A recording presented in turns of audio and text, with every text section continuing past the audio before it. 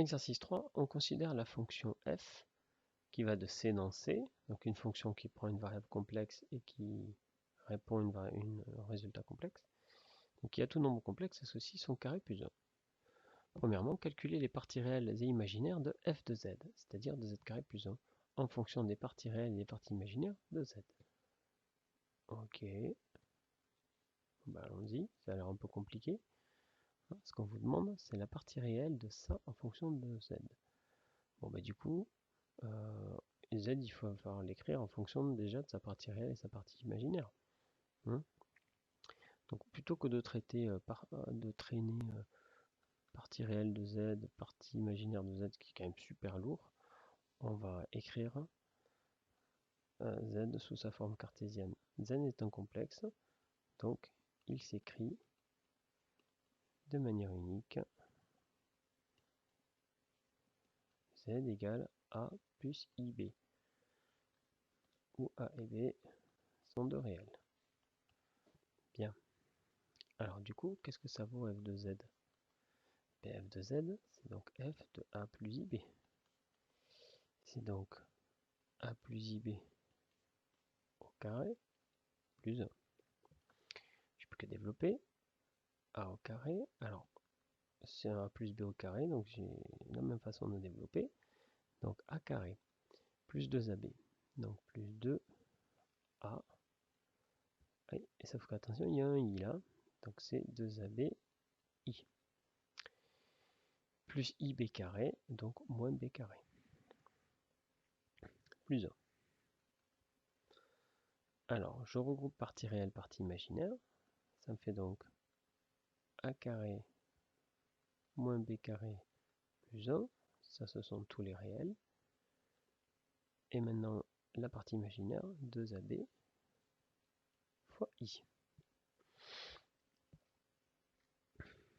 Alors, donc la partie réelle, c'est bien ce qu'on me demandait. On me demandait, écrivez les parties réelles imaginaires de fz en fonction des parties réelles imaginaires de z.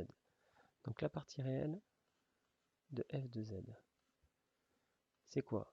C'est a carré moins b carré plus 1. Mais ça c'est quoi? Puisqu'il faut à tout prix l'écrire en fonction de parties réelles et tout ça. A c'est la partie réelle de z au carré, moins b carré, donc la partie réelle de z au carré, plus 1. J'ai bien écrit la partie réelle de f de z en fonction des parties réelles. J'ai fait une erreur, pardon. B, c'est pas la partie réelle de z, c'est sa partie imaginaire. Je corrige. Voilà. Donc j'ai bien écrit la partie réelle de f de z en fonction de la partie réelle et de la partie imaginaire de z. De même, la partie imaginaire de f de z, qu'est-ce que c'est?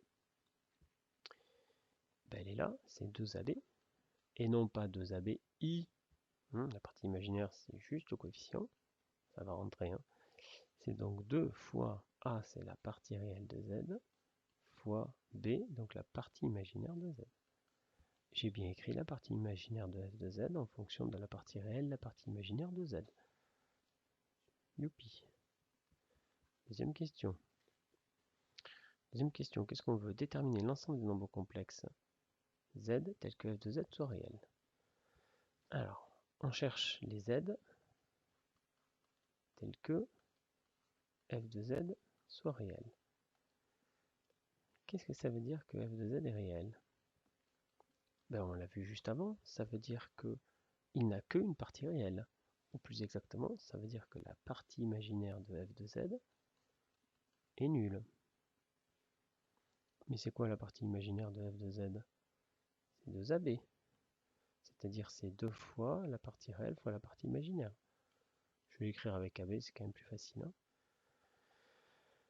Mais les règles de produit nul s'appliquent. De toute façon, on est dans les réels, là, puisque a et b sont des réels.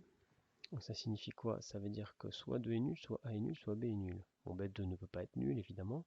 Donc ça veut dire que a égale 0 ou b égale 0.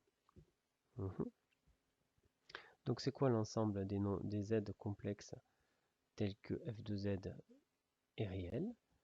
Ça veut dire que f de... Ça signifie quoi?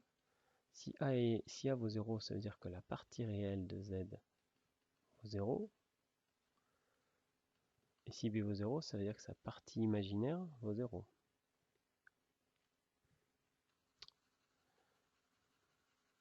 Je reprends ce que j'ai mal écrit. Je ne voudrais pas que vous croyiez que je vais aller trop vite.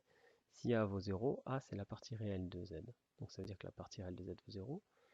Si B vaut 0, c'est que sa partie imaginaire vaut 0. Ben donc c'est terminé. Et qu'est-ce que ça veut dire que, que la partie réelle de Z vaut 0? Si sa partie réelle vaut 0, ça veut dire que Z il s'écrit 0 plus un certain nombre fois I, c'est-à-dire c'est un imaginaire pur. Ça veut dire que Z est un imaginaire pur. Mais si c'est sa partie imaginaire qui vaut 0, ça veut dire que Z il s'écrit un certain nombre plus 0 fois I, donc c'est un réel pur. C'est-à-dire Z appartient à R.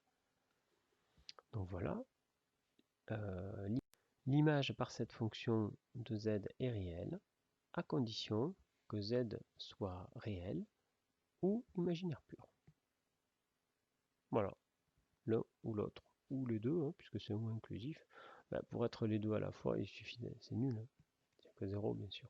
Il n'y a que 0 qui est à la fois réel et imaginaire pur.